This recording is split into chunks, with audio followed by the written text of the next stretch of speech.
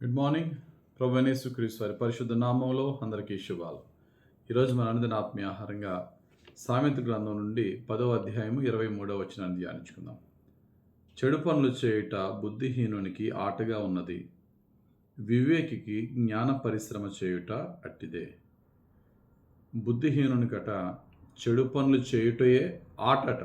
ఆట అంటే అదే ఎంటర్టైన్మెంట్, అదే వినోదం. పాపంలో ఆనందించేవాడు మూర్ఖుడు.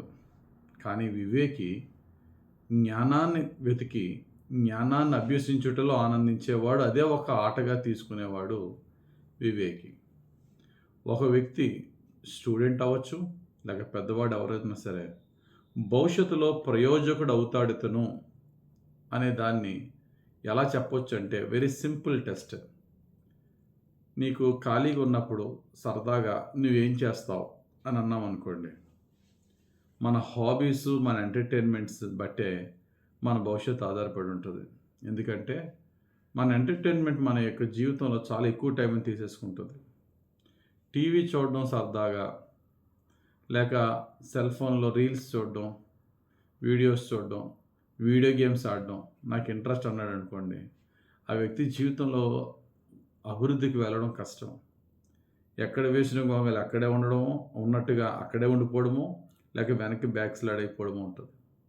అలా కాకుండా నాకు ఖాళీ టైంలో, నాకు ఖాళీ ఉన్నప్పుడు నాకు తెలియనిది ఏదన్నా డిస్కవరీ చేయడం నాకు ఇష్టం, లేక రాని ఆర్ట్ నేర్చుకోవడం ఇష్టం, లేక బుక్ రీడింగ్ నాకు చాలా ఇష్టం, లేక క్రొత్తది ఏదన్నా నేర్చుకుని దానిలో ఆనందించడం ఇష్టం అనేది ఈ విధంగా ఉన్నదంటే ఆ వ్యక్తి చాలా ఇన్నోవేటివ్గా ఉంటాడు, ఆ వ్యక్తి చాలా ఉన్నత స్థితికి వెళ్తూ ఉంటాడు. ఈవెన్ మన లైఫ్లో కూడా, ఈవెన్ మన ఎంటర్టైన్మెంట్ కూడా ఎయిదర్ మన మైండ్కి ఉపయోగపడాలా, లేకపోతే మన బాడీకి ఉపయోగపడాలా, లేకపోతే మన స్పిరిట్, మన ఆత్మీయ జీవితానికి కన్నా ఉపయోగపడాలి. ఏదైనా సరే సరదాగా అలా ఖాళీ కూర్చుని దేనికి ఉపయోగం లేనిది, ఫిజికల్ యాక్టివిటీ లేనిది అలా చూస్తూ గడిపేస్తూ ఉంటే కాలాన్ని వ్యర్థపరిచిన వాళ్ళము, భవిష్యత్తులో ఉన్నత స్థితికి మనం చేరలేము. బైబిల్లో కొంతమంది ఉదాహరణలుగా తీసుకుందాం. వాళ్ళ ఎంటర్టైన్మెంట్ ఏంటో వాళ్ళ జీవితం అలాగే అయిపోయింది. సంసోను తీసుకోండి. తల్లి గర్భములు ఉన్నప్పుడే దేవుని చేత ఏర్పరచబడినవాడు.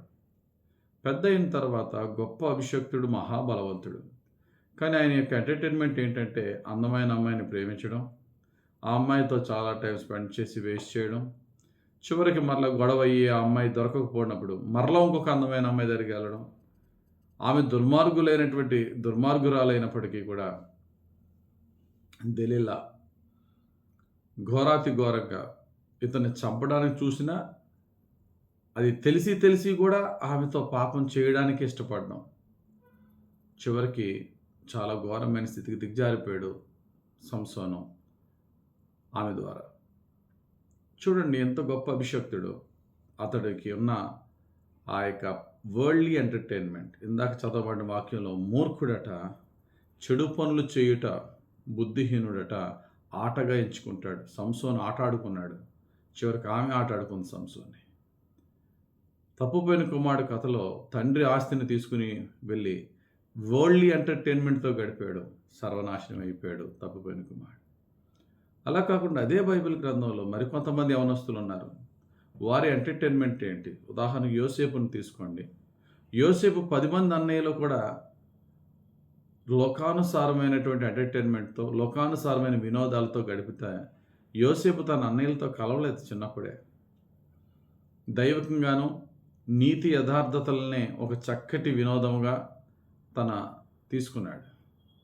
ఆ తర్వాత ఐగుప్తులోకి వెళ్ళిన తర్వాత పాపాన్ని ప్రేరేపించడానికి, పాపం చేయమని ప్రేరేపించిన వాళ్ళతో కలవలేదు. చిన్నప్పటి నుండి కూడా పాపపు ఎంటర్టైన్మెంట్కి దూరంగా ఉన్నాడు. ఐగుప్తు దేశపు ప్రధానమంత్రి అయ్యాడు. దానియేలు చూడండి, వారికి ఎవరి జీవితంలోనే నీతిగా బ్రతకడమే ఒక సంతోషం, ఒక భాగ్యంగా ఎంచుకున్నారు. షడ్రక్, మేషక్, అబేద్నెగో యవన వయసులో ప్రాణమా తినుము త్రాగము సుఖించము అన్నట్టుగా ప్రక్కన వాళ్ళందరూ సుఖిస్తూ ఉంటే, వీళ్ళ యవన వయసులో భవిష్యత్తును ఉద్దేశించి నీతిగా బ్రతకడమే ఒక గొప్ప భాగ్యంగా ఎంచుకున్నారు. అందరూ కూడా మినిస్టర్లు అయ్యారు. దానియేలు రాజ్యాలు మారిన అతడు మాత్రం ఉన్న స్థితిలో ఉన్నాడు. మోషే పెద్దవాడైనప్పుడు మనీ అండ్ ఎంటర్టైన్మెంట్ ప్లెజర్స్ని పక్కన పెట్టి దేవుని కొరకు నీతిగా బ్రతకాలి అనే ఛాలెంజింగ్గా తీసుకుని వారు ఏది చేసినా బైబిల్లో ఒక మాట ఉంటుంది, నువ్వు ఆడు పాడు తిరుగు, what ever you do you should do it for the glory of God అంట. నువ్వు ఏదన్నా ఆనందించు, తప్పులేదు, కానీ అది దేవుని మహిమార్థంగా ఆనందించు. అది నీ ఆత్మీయ జీవితానికి ఉపయోగకరంగా ఉండాలి. నీ యొక్క చదువులో, నీ విద్యలో, నీ వృత్తిలో, నీ వ్యాపారంలో, నీ పరిచయలో ఉపయోగకరంగా ఉండాలి.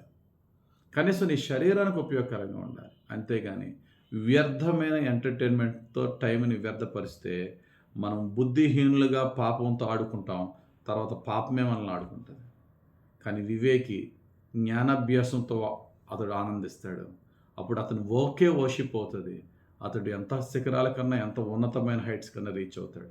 కాబట్టి మనం ప్రార్థన ఎంత బాగా చేస్తున్నాం, వాక్యం ఎంత బాగా చదువుకుంటున్నాం, కష్టపడి పని ఎలా చేస్తున్నాం అనేది ఎలా చూస్తామో, అలాగే మన ఎంటర్టైన్మెంట్ ఎలా ఉంటుంది, మన ఫన్ ఏంటి, ఆ ఫన్లో రైట్ థింగ్స్ ఉన్నాయా, ఫ్యూచర్కి ఉపయోగకరమైనవి ఉన్నాయా, దేవునికి ప్రీతికరమైన ఉన్నాయా, ఆత్మీయ, శారీరక, మానసిక జీవితానికి మేలుకరమైన ఉన్నాయా చెక్ చేసుకుని ఆ విధంగా మనం మన ఎంటర్టైన్మెంట్ టైంని కూడా ఆ విధంగా సరి చేసుకుంటే మనం చాలా ఉన్నతమైన భవిష్యత్తుకి రీచ్ అవ్వగలం. దేవుడి వాక్యము మన జీవితంలో అవలంబించేలాగా మన జీవితంలో ఫలింపజేయడం గాక.